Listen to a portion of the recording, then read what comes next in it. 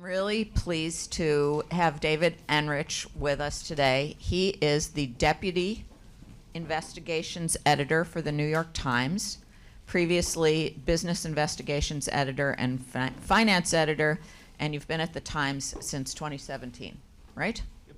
And before that, he was 14 years as a reporter and editor at the Wall Street Journal, and is a graduate of Claremont McKenna College. But I don't know where you're from. Where are you from? I'm from the Boston area. Ah, okay, very good. So David has written a really fascinating book, and I know some of you have a copy of it, and he will sign them if you want. It's very timely, all too timely in a way, and I actually wanted to just start off with the most general of questions, David, which is how did you come to write this book? What motivated you? Yeah, I started writing this or looking into this really back in 2022 because I managed a small team of investigative reporters at the Times.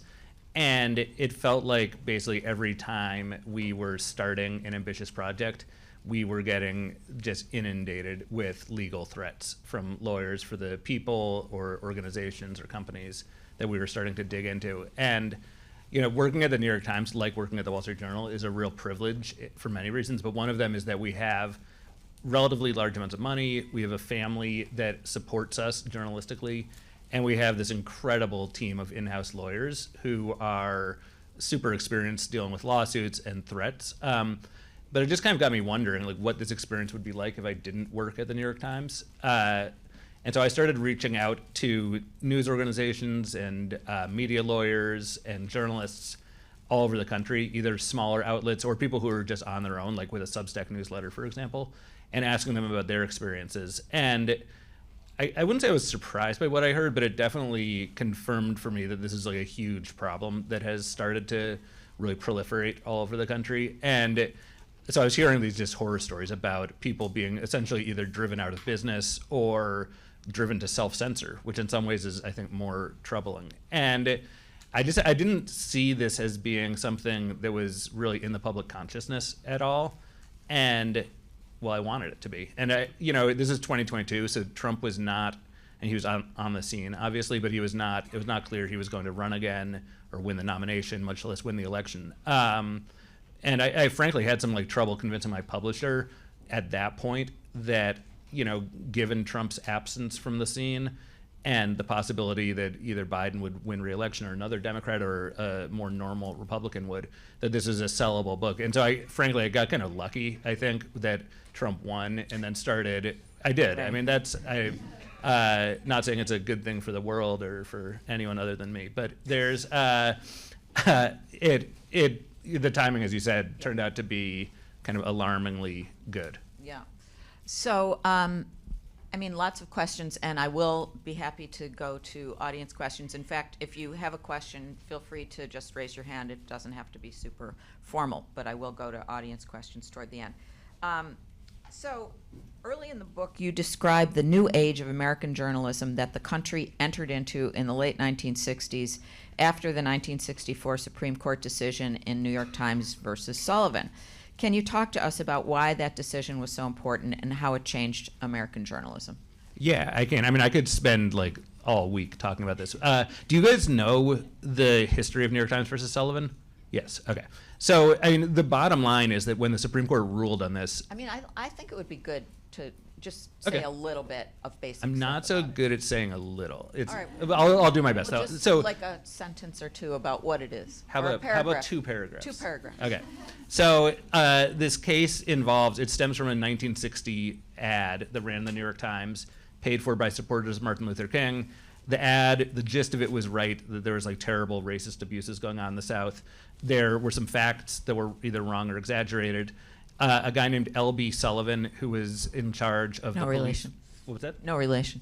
No relation. Sorry, I didn't even think about that. He was in charge of the police force in Montgomery, Alabama, which had come under criticism in the ad. And so he sued the Times for defamation, claiming that some of the inaccurate facts in the ad were defamatory to him, even though he was not even named in the ad. And this was part of a very clear and deliberate strategy by Sullivan and others to use defamation lawsuits as a weapon to intimidate the media and to make it financially impractical for them to write about the civil rights movement. And so Sullivan won at trial. The Times appealed first to the state Supreme Court, then the U.S. Supreme Court, which heard the case in 1964.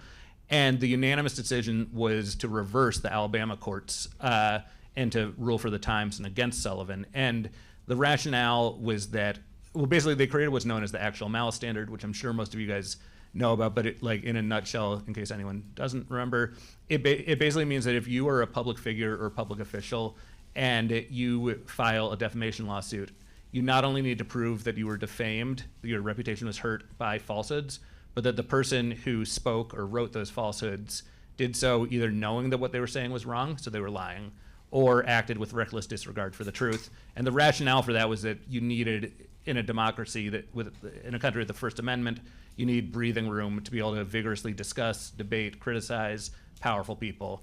And so, this decision was just like a huge milestone for American journalism. And because it meant that you could now write about, say, the Nixon administration without fear that if you got a fact or two wrong by accident, you were going to be sued into oblivion. And in fact, that's immediately what started happening. And it is no accident that in the years after Sullivan, reporters started really investigating and scrutinizing the war in Vietnam and some of the lies surrounding that. And Watergate erupted less than a decade later. Again, not an accident. And it really changed the way journalism was practiced in this country, because it was no longer nearly as scary to take on powerful people or institutions. And it didn't necessarily need to be the president, right? It meant that if you are like a local journalist and want to write something really aggressive about the mayor or the police chief or a big business that operates in your town, you can do so in theory without worrying that a slip up is going to cost you your job or your financial existence. So even though we still have Times v. Sullivan in effect, it feels like that thing that you just described about not having to be so scared isn't the case anymore. So why is that? Yeah, that was kind of the big dissonance that I quickly encountered back when I started talking to all these reporters around the country. And it just got me thinking, I really could not have described Sullivan very well when I started off on this project. And even though I've been a journalist my entire adult life, and it's been like drilled into my head that like Times versus Sullivan protects your rights, I didn't really understand that in any sort of. You know the buzzwords, right? We know reckless disregard. Yeah, I knew actual malice. I'm not even sure I knew reckless disregard, to be honest with you. There's I didn't go to journalism school, and sometimes That's it shows. Okay. But basically, yeah, I was surprised, given the reputation of this country and the Constitution for protecting press freedoms, that all these things were nonetheless happening, given those protections. And so that's why I really started drilling into that kind of dissonance. And what I found was basically that there has been this really pretty well orchestrated campaign by a relatively small group of lawyers and activists, and increasingly lawmakers and judges as well, to either overturn the Sullivan precedent outright, or to at least chip away at it. And one of the things, I started kind of looking into the Sullivan stuff more because I noticed that some of the same lawyers that were kind of making the most threats, and it kept showing up in my reporting that there was like a small handful of firms that were the most aggressive with journalists, including the New York Times, but also including like independent random blogger in California.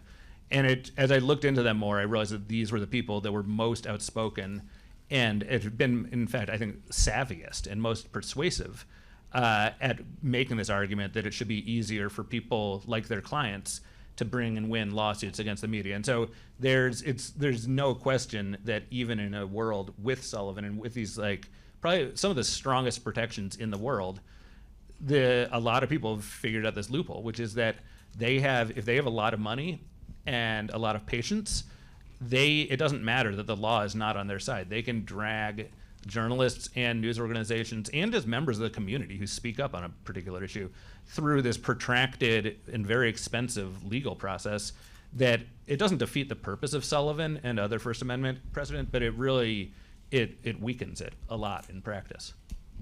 So very early in the first Trump administration, or maybe even during that campaign, Trump said that he wanted to, and I think the phrase was, open up the libel laws so that people like him could sue news organizations and win lots of money, or win. They could win instead of losing all the time. And I think at the time, I was at the Washington Post as a media columnist, and I talked to people, and they pretty much scoffed at it. So has that come to pass in any way, or will it come to pass that the libel laws will be, as he put it, opened up? Will Times v. Sullivan actually be challenged and overturned? Well, it'll definitely be challenged. I don't know if it will be overturned. I'm really bad at making predictions like that. I'm not sure it will. And I think going back to that moment, it was in March 2016, or maybe February 2016. So it was when Trump was running that he first made that comment about opening up the libel laws. And you're right that everyone kind of rolled their eyes and said Trump has no idea what he's talking about. This isn't like a law that Congress can pass or the president can sign. It's a question of the Supreme Court's interpretation of the First Amendment. The funny thing is, though, just a couple weeks after he first made those remarks, there was this remarkable legal case in Florida in which the billionaire Peter Thiel had secretly financed this lawsuit against Gawker. And Trump, in fact, and Thiel's lawsuit against Gawker won, and it quickly led to the demise of Gawker. And this became kind of a blueprint for billionaires to use to finance really destructive litigation against news outlets. The funny thing is, that just a couple of weeks after that verdict, or maybe it's just a couple of days after the verdict, I think, Trump actually showed up at the Washington Post for an editorial board meeting, and someone, it might have been you for all I know, asked him in this meeting, you said you want to open up the libel laws, what do you mean? And Trump, as is his wont, didn't answer the actual question, but instead started riffing about this Gawker case. And I wasn't there, but I've read the transcript, and you can almost hear the awe in his voice as he just kind of he's just really in awe of how effective this strategy was against Gawker. How great billionaires are. Yeah, they're wonderful. And I think he viewed it personally. This is someone who himself he had spent years bringing lawsuits and issuing legal threats against journalists who wrote things that he didn't like, and he had almost without fail lost those cases. And so here he sees, and again, this is right as he is on the campaign trail, using media bashing as one of his loudest and I think most effective political arguments. He sees this case, and I really do think it inspired him, and it certainly inspired a lot of other people to bring more and more cases. Sorry, I don't even remember what your question was. I'm sure I didn't answer it. Will he be able to open up But let me ask you a more specific question, which is there have been a couple of Supreme Court justices who have opined about this and seem to think it would be a swell idea to overturn, at least entertain the idea of overturning Times v. Sullivan. What's the status of that? What has to happen? What would have to happen for that to come to pass? Right. So two justices, Thomas and Gorsuch, have both said in opinions that they would like to at least reconsider, if not overturn outright, Sullivan. To accept a case for review, you need at least 4 votes. So we have 2 that we know of. I don't know if there are 2 more. To actually win and change the precedent, you would obviously need at least 5 votes. There are a bunch of wild cards. I mean, Elena Kagan, of all people, has long ago, before she was a judge, wrote a law review article where she was openly critical, she was questioning Sullivan and openly critical of some of the cases that followed Sullivan. I have no idea, I don't think any of us do, where Barrett stands on this. Alito's a little bit of a wild card, and he has been often kind of good on First Amendment issues, but also has become vehemently anti-media in the past several years. So, I mean, I think that the more likely scenario is not that Sullivan gets overturned outright, at least in the short term. I think, or even that the Supreme Court takes a case that's seeking to overturn it outright. I think a more likely scenario is that the court takes a case that is designed to kind of chip away at Sullivan. And one of the most obvious ways you could do that, so Sullivan it set a really high bar for public officials to win defamation cases. In subsequent decisions, the Supreme Court broadened that out to include public figures, which could be anyone from Elon Musk to a company to a celebrity or a university professor, anyone like that. And there's been a lot of criticism about how broad that group has become, and so I think it's possible that group could be narrowed, which seems like really technical and boring, but it's actually extremely important, I think, because it's a lot of power in society and in this country and in local communities is wielded not by elected leaders, but by people that have money or other forms of influence and power. And if it becomes much easier for people like that to sue news outlets for getting facts wrong innocently, the chilling effect, I think, will be very rapid and real, especially for places and people who do not work at an institution like the New York Times. Yeah, I mean, it's like the heart of this is that as journalists, we all make mistakes, right? And some we don't mean to, and we're careful, but sometimes we make mistakes. And it's sort of, in some ways, it's a protection for that, right? Yeah, I think it's even more than that. I mean, it's definitely that.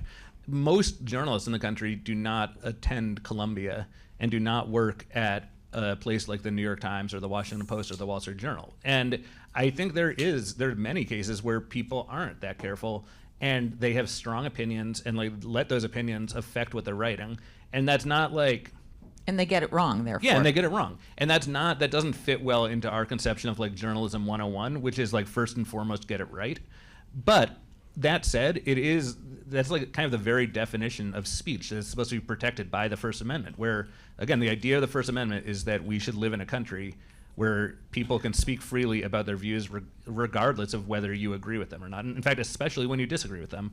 And if you start making it easy to penalize people for getting a fact wrong, even if they're being a little sloppy about it, that the chilling effect, it becomes much simpler to just not talk about litigious people and powerful people. And that's a real chilling effect. So one of the weird things that's been going on in recent weeks, I guess months, but weeks certainly, is that Donald Trump has been suing news organizations, and it doesn't matter about Times v. Sullivan because the news organizations, in at least some cases, are settling in advance and don't want the fight. And that certainly was true of ABC. And it may end up being true of CBS over the editing of perfectly normal, I think, editing of an interview with Kamala Harris. The ABC case was about George Stephanopoulos describing what Trump had been convicted of as rape when it was sexual assault. So, what's going on there, and why, and then, of course, Trump also sued the Des Moines Register over a poll he didn't like. He didn't like the results of, which ran before the election. I mean, what's the big picture here? What's happening, and what, is this alarming? Yeah, I mean, it's definitely alarming. We have the President of the United States using his immense powers to try and silence voices he doesn't like. That's not good. No. I think a lot of companies see exactly what he's trying to do, and faced with the choice between fighting and standing up for principle, but possibly incurring real costs, are choosing the easy way out, which is let's reach a deal. And look, sometimes those deals, like take the ABC one, which is they paid $16 million to Trump essentially to make this lawsuit go away. So that's very little, right? Well, it depends on your perspective. It's like I would love to have $16 million, but ABC is owned by Disney, and Disney's a huge company that I bet makes $16 million like every half hour or so, like literally. Maybe not literally, but they make a ton of money, and they see that as it's like pocket change. Right. To me, it is basically pocket change for them, and I think the question is, I think it's very easy for everyone, including the media and including the New York Times and including me, to be a little alarmist about these settlements, because we're seeing the same thing, by the way, in other contexts, saying we're at Columbia. Yeah. I'm not even going to touch that, but a lot of law firms are doing similar things right now, and it's very easy to kind of sit in the chair I'm sitting in and like scold them for doing what they're doing and settling and kind of capitulating. On the other hand, the real question is not to me whether ABC paid too much or too little or shouldn't have paid at all. It's whether that settlement leads ABC or other news outlets to kind of pull punches in their coverage and start self-censoring. If they start self-censoring, that is a catastrophe, because it means that some of the biggest, most powerful news institutions in the country are so intimidated by the president and his allies that they're not going to tell the truth. If it is really just like, we're going to pay $16 million to make this stupid thing go away, and we're going to continue doing our jobs aggressively and vigorously and independently and fearlessly, I think it's maybe a little less troubling. And I think you could make the same argument for some of the things we've seen with law firms recently reaching settlements with the administration, that it may be that the settlements they've reached are, I mean, it doesn't set a great precedent, arguably, but it's also, the details may not turn out to be that bad. They might, but they might also turn out to be bad. I think it's a little early to say, but it's definitely, the bottom line to me is that there is no question that Trump and his allies are using the immense power they have to try and shut down voices that they don't like. And, you know, that's the reason they're doing that is not just because they're censorious and are thin-skinned, although I think they are both of those things. It's that this is an administration that uses often lies and distortions and conspiracy theories to promote its agenda. And when you have a vigorous, independent, fearless news media refuting those lies and distortions, that's an obstacle to their agenda. And it's the same thing with the law firms. And law firms are potentially a big impediment to the Trump administration implementing its agenda. And so they want to intimidate law firms to shut down that threat. I mean, I agree that that's one of what you described is one of the things that could happen that wouldn't be so good from this, was the self-censorship. But doesn't it also really encourage people, including Trump and his administration, to file these lawsuits? It's like, great, you know, because then you can, even the money aside, you can run around saying basically that you won, because a settlement seems to suggest that there was something wrong. It's very hard to say, oh, we settled, but we didn't do anything wrong. Yeah, no, you're right. I think that's a really good point. And in fact, we've started to see that happening. And I've had discussions with people on kind of Trump's side in these legal fights, and they've been emboldened not just by the settlements, but by the existence of settlement discussions. And they've viewed that as a kind of an indication that they're getting traction and that this is working. And you're also totally right that, you know, I've seen this personally myself. When the ABC settlement, I write a lot on these topics, and I'm fairly active on social media. And whenever I mention something about, you know, Trump going after the media, when I say it on Blue Sky, it's fine. When I say it on X, I immediately get like deluged with assholes. And one of the things the assholes often say is, you're fake news and you're the one lying and blah, blah, blah. But also look at ABC. They basically agreed that they had lied about Trump and they deserve to get punished. And how are you defending liars and their lies, they say. And of course, that's not what happened in the ABC settlement. But you're totally right that it is used immediately and in bad faith as a cudgel to further delegitimize and attack the media. Yeah. I mean, yes, we could talk about that more. But because we have a group of students here, I want to ask you that since many of the students here will soon be working, many of them as freelancers or employed by smaller, less well-funded news outlets, what precautionary steps should they and other journalists take to protect themselves and their publications and their reputations and all of that? Well, I think those are not always the same things. I think to protect your reputation, you need to be careful and conservative and patient and also fearless, and stand up for your job, or the way I conceive of our job as journalists is to inform readers and tell them the truth. And the truth sometimes is different things to different people, but a lot of the times there are actual true facts that we can establish and enlighten readers that way. And I think that it's really important for young journalists especially to not get sucked into something the mainstream media has really, I think, succumbed to. Maybe you disagree with me on this. I doubt it.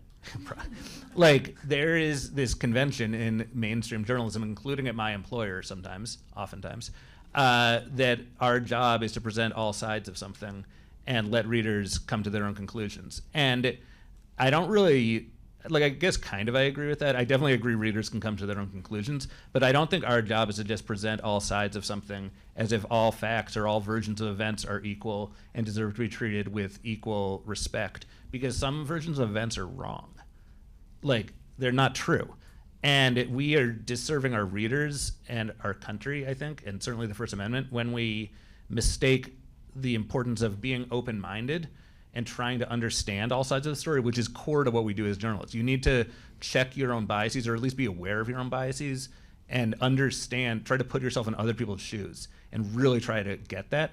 But once you do that, your job is to arrive at your best estimation of what the truth is and to inform readers of that. And there are definitely times when it's hard to figure out what that is, and sometimes we have to present both sides equally because we really don't know where the truth lies. But other times we need to be, and you need to be, like, have the guts and the convictions and the confidence to say the truth and to work for places that are willing to do that. And if they're not willing to do it, like, you need to find somewhere to work where you can do that. And I think one of the things that I have like a very kind of complicated view of journalism right now, or maybe it's only complicated to me, maybe it's simpler for you guys, but like, I think the news outlets like the Times and the Washington Post are amazing and vital and powerful and just incredible institutions with reporting that could not occur anywhere else in the world with any other people. And I mean, I love it. I work there and I truly love it. I also think that we are stuck in a model that doesn't work that well anymore, and that one of the great and really inspiring and promising things in journalism right now are the rise of new voices and new outlets and new mediums to tell stories and to communicate the truth and to engage directly with readers. And I think that like, when I started out in journalism, I did independent journalism in college, and I started a website, and this is back, like, you guys probably weren't even born, a lot of you. Take my word for it. It was like the late 90s. And it was really cutting edge, and it was really exciting and really fun. And yet in my, like, heart, or maybe in my brain, I craved the legitimacy of working for a place like the New York Times. And so I kind of set my career track in that direction. And I achieved it because I worked hard and I was good at what I do, and I had lucky breaks along the way. But I kind of wish in hindsight that maybe I had the confidence to go in a different direction and pursue something independent where I could have helped kind of shape the way that we are telling stories and the type of journalism that is now common. Like, I think we could have gotten there as an industry a lot faster. And I think you guys have the guts to, like, not feel beholden to the way things have been done for decades at places like the New York Times. You should, like, respect from it and learn from it and do your best. But I don't think you need to feel like that's where you need to end up. And I know that was not your question. No, and I actually want to ask part of the question again, because that was really interesting, and I'm so glad you said all of that. But I am interested in how you think, in this scary atmosphere, how journalists who are freelancers or who are working at small independent places, what do they need to do to not, have their careers ruined or go broke or have, whatever, the most dire things? What are the sort of precautions they can take that obviously may not be completely effective, but might be a good idea anyway? Yeah, I mean, I think there are a few things. Like, as I said, I think before I forgot what your question was and started just, like, ranting. It was a great rant. Like, one of the things to do is be careful and be small c conservative in what you're doing. Like, what do you mean by that? I mean, check your facts. Check yourself. Like, make sure you're understanding things from all perspectives. Can you just say a little more? How would you? Yeah, go about like, that? let's say I'm writing about like, have you guys been following all these settlements the law firms have made with the Trump administration? So I've been writing a little bit about that for the Times, and I personally have a deep bias, which is that these law firms, for the most part, are terrible. I think they're greedy. I think they represent horrible people doing horrible things.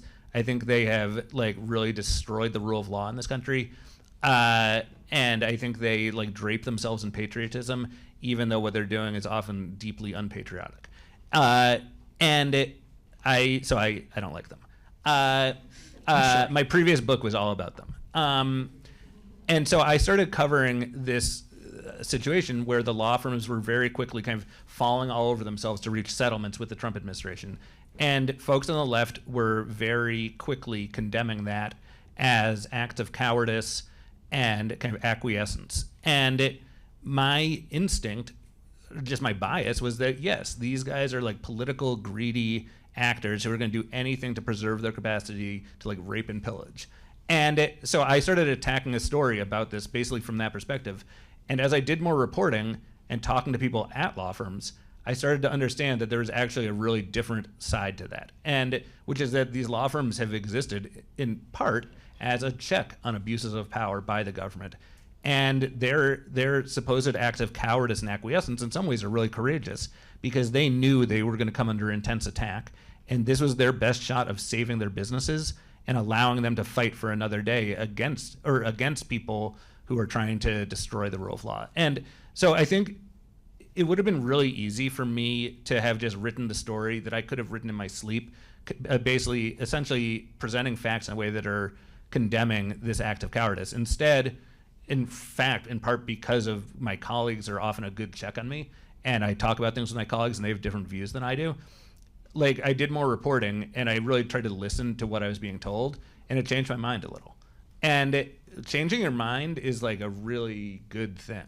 Like you want as a journalist to have the capacity to have your mind change. I think that's, sorry, I've stopped again answering your question, but there's like, I think, Come back to you on it. I think like at its heart, like being fair is really important and acting in good faith is really important. And I think that in general, when you do that, the rest will kind of follow. It doesn't mean that you're not going to get threatened. It might not mean that you don't get sued, but like it'll mean that you're on much stronger footing to defend yourself if that happens. And the one other thing I would say that is actually answering your question is that there's a little vignette in this book involving a guy named David Marchant, Marchant, who works for a place, or he created this website called Offshore Alerts that is basically is just like a repository. He created a system where it basically like scans court systems and like securities filings and things like that, and then automatically posts like interesting little nuggets, many of which involve like government investigations into powerful people and companies. And so David, he's been doing this for decades, and basically from the get-go, he started getting legal threats from powerful people whose that his algorithm had like basically picked up little nuggets about them and started posting it. And at first he was like he was on his own. He was extremely scared. He I think he developed like maybe some mild like mental health issues because he was just so anxious, couldn't sleep, couldn't eat, was paranoid that like Russian thugs were gonna like bomb his car. But what he eventually learned over years of doing this is that 99% of the time these legal threats are bluffs. They're attempts to intimidate and cow you, and the moment you start being cowed is the moment they win. And what he realized is he could not impersonate a lawyer in the sense that he's like saying I'm a lawyer, but like basically write back a strongly worded letter using some of the same legalese that these guys were using at him, and 9 times out of 10 they would go away. And he took ultimately, this took some years for him to get to a good place with this, but he eventually arrived at a place that he enjoyed this so much, and he just derived like pleasure from like slapping back at these guys, that he started posting all of this correspondence on his website, and so for the whole world to see. And so I think the lesson there that I would maybe derive from this is like your job is to get things right and to be fair and to nuanced and to operate and to tell the truth. But it's also to like have guts and not be afraid when someone's trying to intimidate you to fire back at them. Don't again, be careful and small c conservative, but like when you're in the right and you've been operating in good faith, the law does protect you, and it's important to like remember that and not be intimidated for no reason. Okay. Yes, let's go to some questions. And tell us who you are.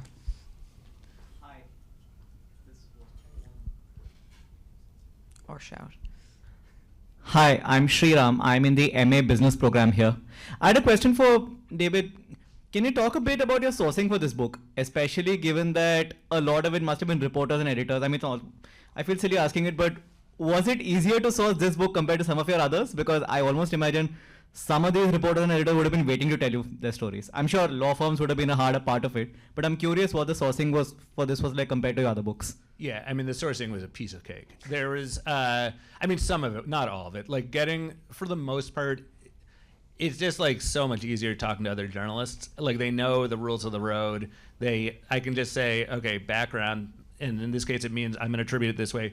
they just get it like that. They're not like, they also know instinctively, they can like look me up and they know that because I work at a place like the New York Times and have been doing this for a while, that they can trust me to play by the same rules that they are accustomed to. I will say a lot of there are plenty of cases where journalists were still really scared of talking for a variety of reasons, including some who, because they essentially had no other option, were forced into signing non-disclosure agreements with people that had attacked them.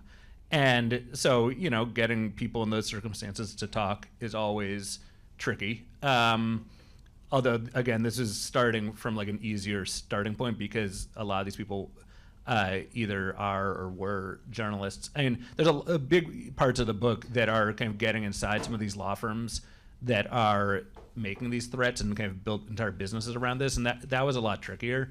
But overall, I mean, I've written books about big banks and big law firms, and where it's been, the sourcing has been really hard. And this, part of the reason I was able to do this book relatively quickly is that the sourcing, I mean, I made a gazillion phone calls and sent a gazillion emails, but it was really an issue of like casting a really broad net and finding ways to do that efficiently, and then kind of searching through, just filtering through. I mean, there's probably 20 different anecdotes or examples in the book, maybe. I'm not sure if that's true, or 50 or 10, I don't know. But like whatever the number is that's in the book, there's like probably 10 or 20 times that I collected and kind of reported out, and for one reason or another didn't include it. And so it was like very labor intensive in that regard. But the sourcing, as I've said 4 times now, was comparatively easy.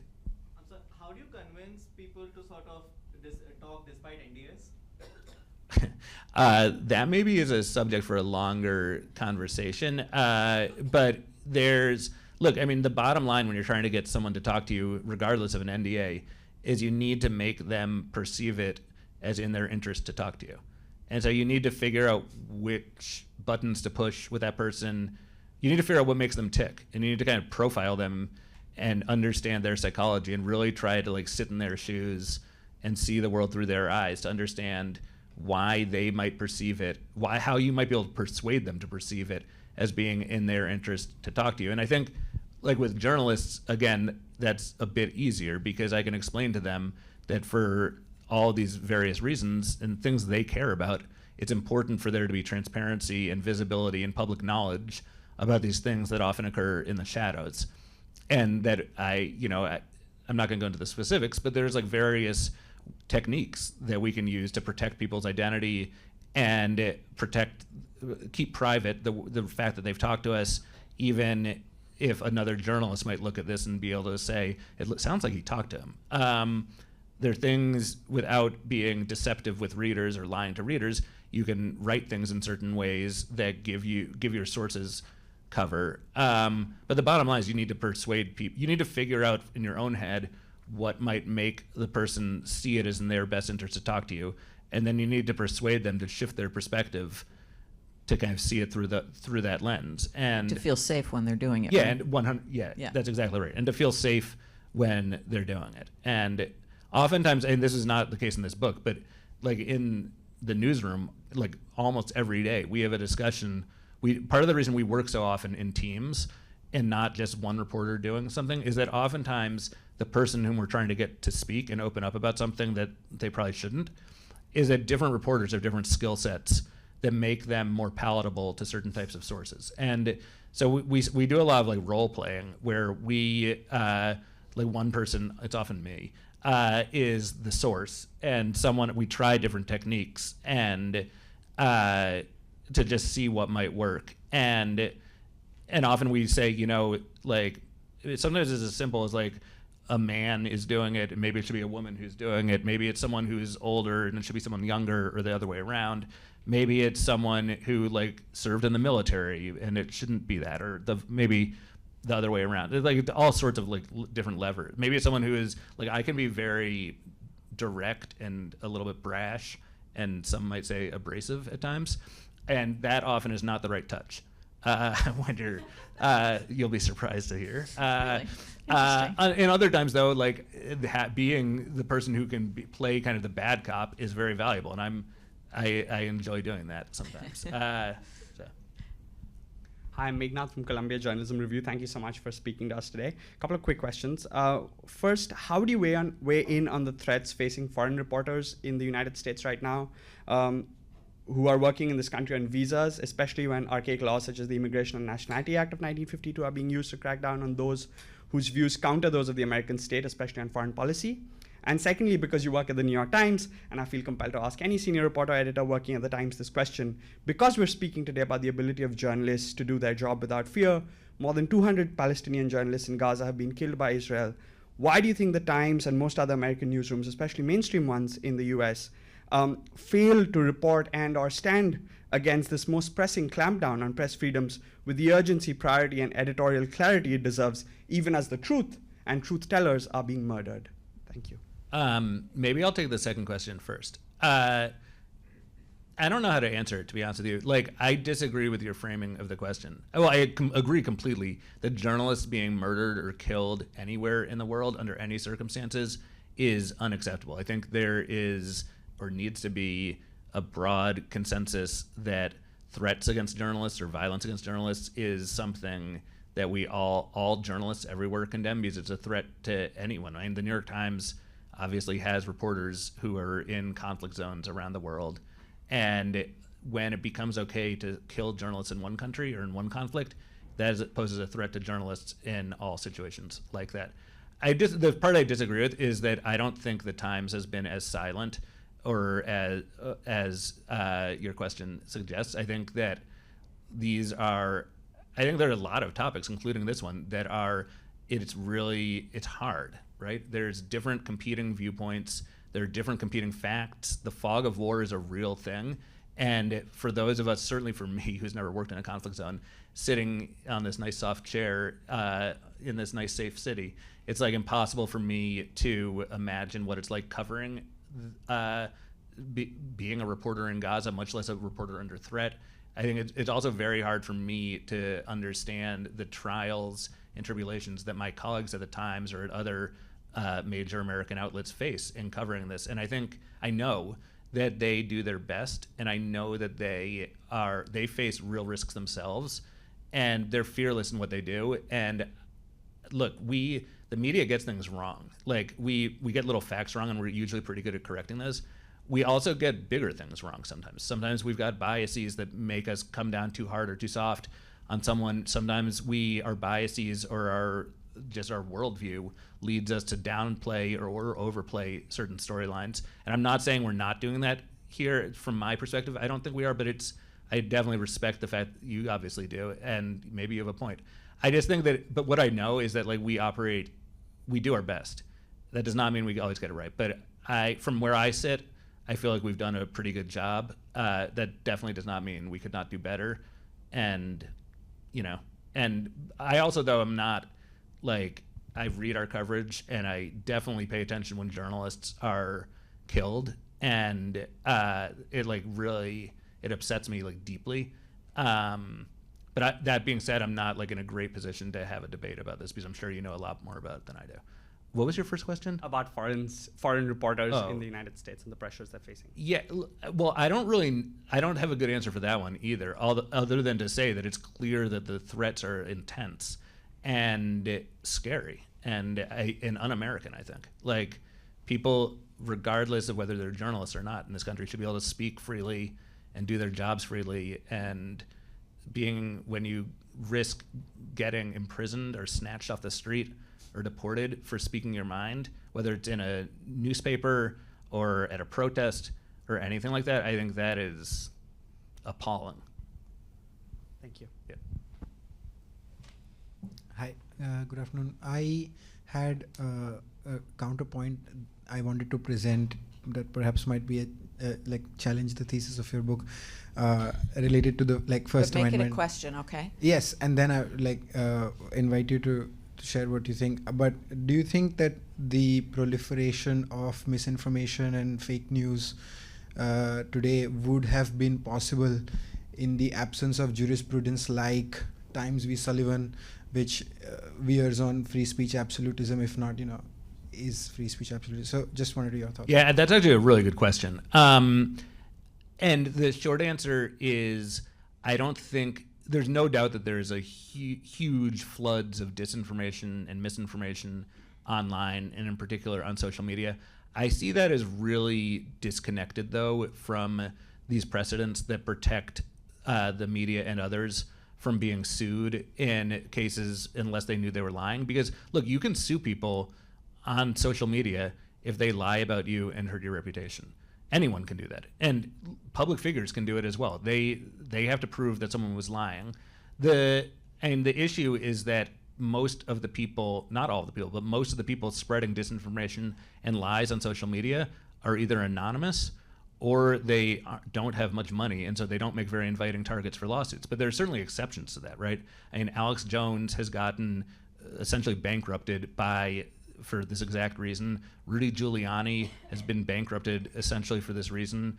Fox News has not been bankrupted, but has been held seriously to account for exactly this reason. So there are lots of, I don't think this is about free speech absolutism. I mean, I think this is about creating a climate where people can speak truth to power without fearing that if they make an honest misstep, they're going to be kind of kneecapped financially. And look, I'm sure you guys talk all the time here about Section 230, and that's another complicated issue that obviously stands in the way of legal accountability that would deter some of this, or would lead social media outlets to take much more decisive action on this. Again, there's very much two sides to that debate, and it's a double-edged sword if you were to do something like that. But anyway, I hope that kind of answers your question. Hi, David. I'm Vito, and I'm asking a much narrower question about something that you raised earlier about big law. And you mentioned earlier about how big law firms are able, they cloak themselves in this patriotism, but actually they can end up doing a lot of good in the aggregate. And I tracked that because I understand the pro bono work that they do and the advocacy work. But I did have a question about another point that you raised about big law, which was that you said that their capitulation to Trump is itself a way for them to, I didn't quite understand how that's actually a good thing. And I wanted to understand a little bit more about it. Yeah, well, just to be clear, I was just making things up there, but there's, well, I'm not making things up. I was just kind of riffing without having thought this through properly. But I think my point was that basically, look, I'm not making it up at all, actually. The argument that the people like Paul Weiss will make right now is that the reason that it was important to settle is that their survival of their law firm was on the line. And if they didn't settle, they were going to be driven out of business. And that is not completely far-fetched, by the way.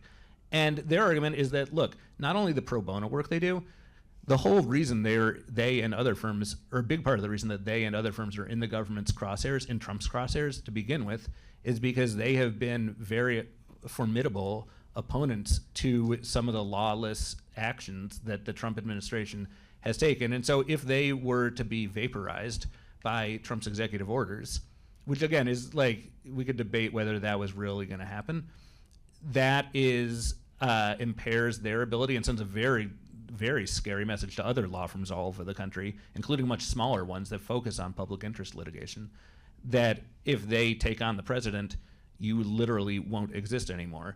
And the other kind of half of that argument is that if you look at the settlement that they reached and that some of the other law firms have reached with Trump, again, you can make a very clear, and I think I probably agree with this clear condemnation of capitulation with this White House, but you can make a good argument, I think, that the actual terms of the settlement, if you read them carefully, are not that bad. They committed to, I forget what the number was, $100 million or $40 million, $100 million in pro bono work that aligns with Trump, but it's stuff they're already doing for the most part, right? There's it's helping veterans, combating anti-Semitism. There's no enforcement mechanism or details about what that actually means, so it's up to the firm to decide what that means, and they're not going to do, in theory, they're not going to do things that they're not already comfortable with. Again, I realize there's many potential downsides to that, but I think from their perspective, look, they're scrambling to save their law firm and facing the very real risk that they will not be able to function. And so they strike a deal that is obviously imperfect, but that allows them to continue functioning, and they perceive the immediate kind of dollars and cents costs to them as being palatable. Not great, but like they can live with it. Again, I'm not saying Do you really, I mean, you're presenting it from their point of view, but do you actually think that's true? What? That it's really okay and it's gonna, they're not really kowtowing, it's okay. Oh, they're kowtowing. There's no question they're kowtowing. I think the question is, it's kind of like with the question with like the ABC settlement. And to me, the reason this matters most is if we start seeing people self-censor. And in the league, and again, you added very valuable context to that, which is that there are other bad things that could accompany the ABC settlement. But in the legal space, I think the greatest risk is that in reaching deals like this, that they and other firms like them are no longer going to vigorously and zealously pursue cases for their clients that are opposed to the federal government, and in particular opposed to Trump. And if that happens, that's terrible. And I think it might happen. And I think this might be a harbinger of that happening. How can you reach an agreement with Trump like this and then vigorously and honestly pursue other cases against him, knowing full well that he might just start up, like, look, Trump can't enforce the commitments that the law firms have made on pro bono, but similarly, the law firms can't enforce Trump sticking to his side of the agreement, which is that he rescinded this executive order. So, yeah, no, I think it's pretty fucking bad, honestly. But like, I also think that there's a context to that badness that is not. It's not like this is a simple, easy decision for anyone, and I also think that the truth is it might turn out to not be that bad. I wouldn't bet on that though. Okay, great. Thanks, David. Hi, David. I'm Grace. I'm from Data Journalism program. So I saw a graphic, a head map shows the past 24 hours about like the trend topic people discuss in Blue Sky. To my surprise, a lot of people talk about politics, and it's the most like trending topic in Blue Sky, especially in midnight. I'm just curious about like your opinion towards this phenomenon. So I'm gonna reveal. I said I like Blue Sky a lot, and I do, but I don't know what you're talking about. What is the topic that's so hot? It's about the trending topic people discuss a lot is about politics. Like there's a lot of other. Yeah, politics. Oh, well, yeah, I mean, that's what Blue Sky is, basically. Yeah, because I just want to ask about, like, is Blue Sky it's an app, like, people try to replace Twitter or X, but now it's kind of place people, like, use it as, not propaganda, but is a place people talk about a lot about the politics. So I'm not sure I understand the question, but I think maybe I do. So let me take a stab. So I think one of the critiques of Blue Sky has been that it's become kind of an echo chamber for liberals, and that it's become this venue or a medium for where liberals go instead of Twitter or X to kind of to be around like-minded people. And in fact, that's kind of been the explicit ethos of some people on Blue Sky from the start, which is that this is a refugee from the conservatives or a refuge from the conservatives who destroyed everyone's beloved Twitter. And because it was so great. Yeah, it was such It was a so utopia. great, yes. And I think there's like some truth to that. I mean, I alluded to this earlier. I often do post literally verbatim the same thing on Blue Sky, or one thing on Blue Sky, and then I literally copy and paste it and put it into X. And I get vastly different feedback on those two platforms. I mean, they're like, people will like retweet me or not retweet me, whatever the verb is on Blue Sky, where they reshare things, and they're like, "Oh my God, you're so courageous for saying this." And I'll literally the same exact words on X will either no one will engage at all, even though I have about the same number of followers on both. Either no one will engage at all, or they will engage, and it'll be like Roger Stone retweets me, and then I've got like crazy well, it's not always crazy. A lot of people on the right just assaulting me. And I think there's a danger of us always in this country, in this world, being in kind of silos where we only surround ourselves with people who view things the same way. So. And if I could just add something to that, I'm both still on X and use it every day, and on Blue Sky. And I've noticed with Blue Sky that, yeah, it's exactly what you said. It's almost all politics. It's almost all national politics. Whereas on Twitter still, which I insist on calling it, you are still getting a variety of subjects that are not, like, it could be music, it could be sports, it could be, like, I follow the Knicks really closely, and there's nothing for me on Blue Sky about that, or if there is, I haven't found it. So, and that still exists over there. So, I think it's a place for left of center political people and journalists to talk to each other, which, isn't a bad thing, but that's what it is. Okay, we're going to take these 2 questions, and then we're going to wrap it up. Hi, David. It's Ken Sweet. Good to see you. So the Supreme Court didn't take Wynne versus the Associated Press, and I thought it was like the case that could have really been the one that the Supreme Court could have revisited Sullivan.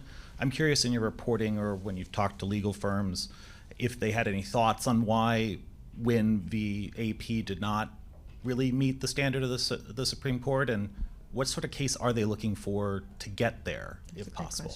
Yeah, that is a good Can question. you describe what that case Yeah, is? so Steve Wynn is a casino mogul and a huge Republican donor and Trump donor.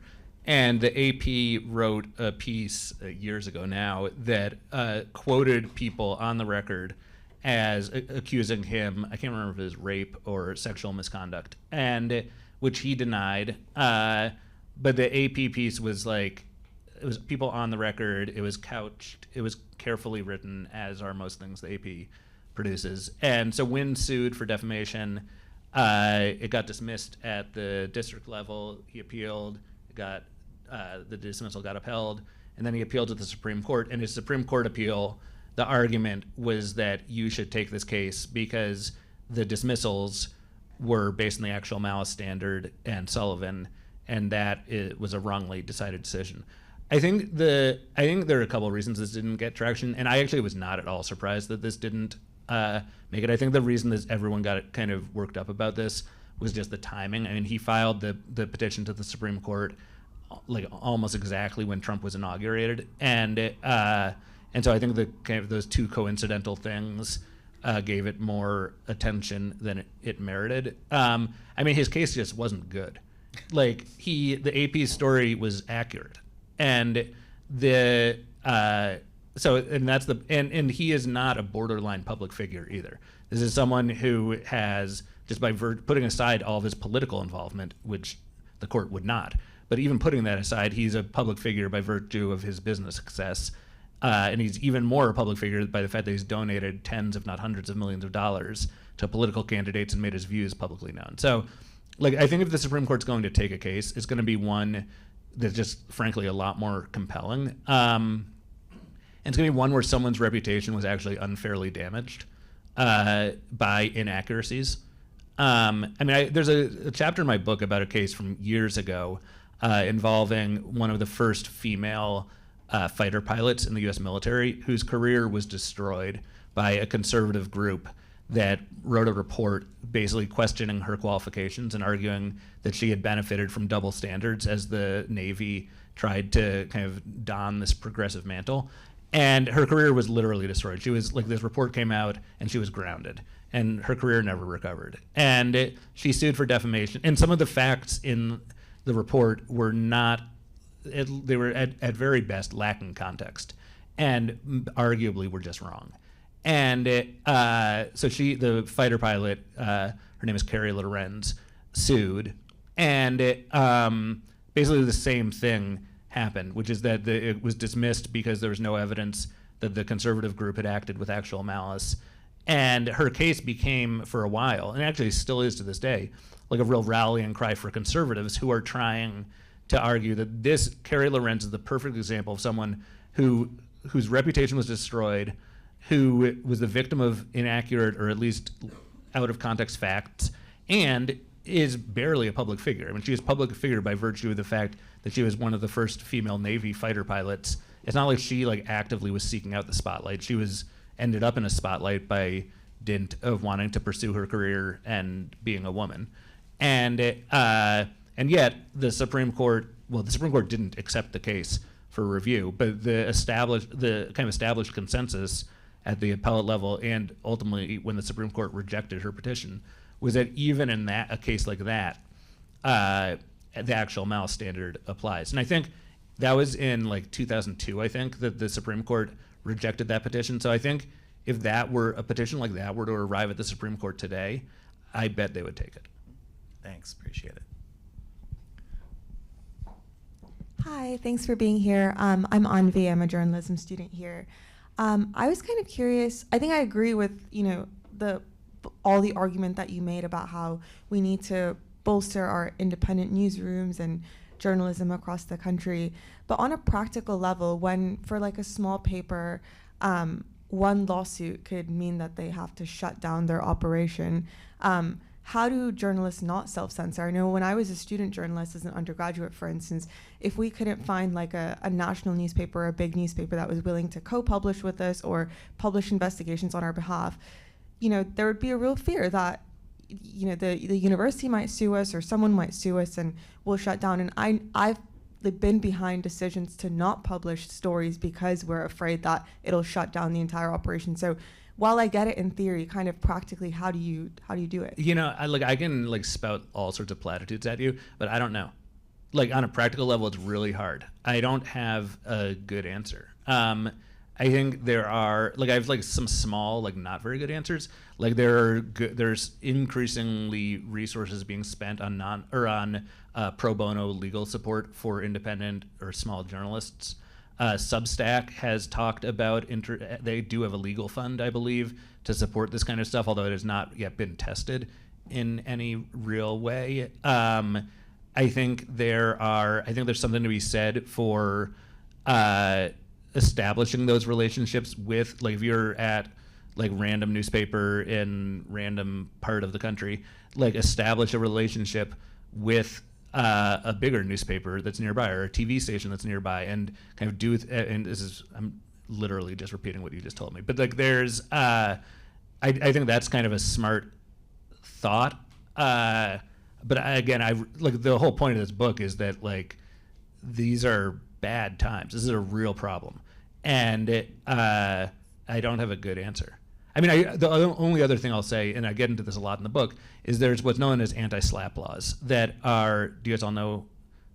No, okay. So most of you do, but not all of you. So a SLAP, it's an acronym. It stands for Strategic Lawsuit Against Public Participation. And so it's basically a lawsuit that is designed to suppress speech. And so anti-SLAP laws, I think there are 35 states in the country that now have some version of them, basically make it easier if you're a defendant in a SLAP to get it dismissed at an early stage. And in some cases, depending on the state, it allows you to recover attorney fees from the other side. So it's basically supposed to be a deterrent to filing frivolous speech suppressing lawsuits. And so you can look up different states have different laws, and some of them really are not very good. Others of them are New York has a very strong one, for example. And again, this is not really good practical advice, but if to the extent that you're an independent journalist trying to figure out where to do business, where to work, you could look at states that have the best anti-SLAP laws and think about it that way. It is much safer to do aggressive independent journalism in New York than it is in, say, Montana, or even in Florida. And you can look, there's places like Reporters Committee for the Free Press has a really handy website. There's a bunch of other handy websites that go through the state-by-state laws. And there are a bunch of states that are, I think it's 35 that have these laws, but there are a bunch that are debating adding these laws. And they often, surprisingly, tend to be very bipartisan in nature because these speech laws do not just protect the mainstream media or liberal media. In fact, they are often most effective and important for conservative voices who have demonstrated more of a willingness to lie than, or at least be sloppy and reckless in the reporting than liberal outlets have for the most. And there are obviously plenty of exceptions to that, but in general, I think that's true. Thank you. Okay, well, David, your book is great. Everybody should read it. It's actually very you know, despite it being on such a serious and scary subject, it's a great read. It's also a bestseller, right? Yep. Yes. So thank you for being here today, and thanks for your work. Thank you for having me.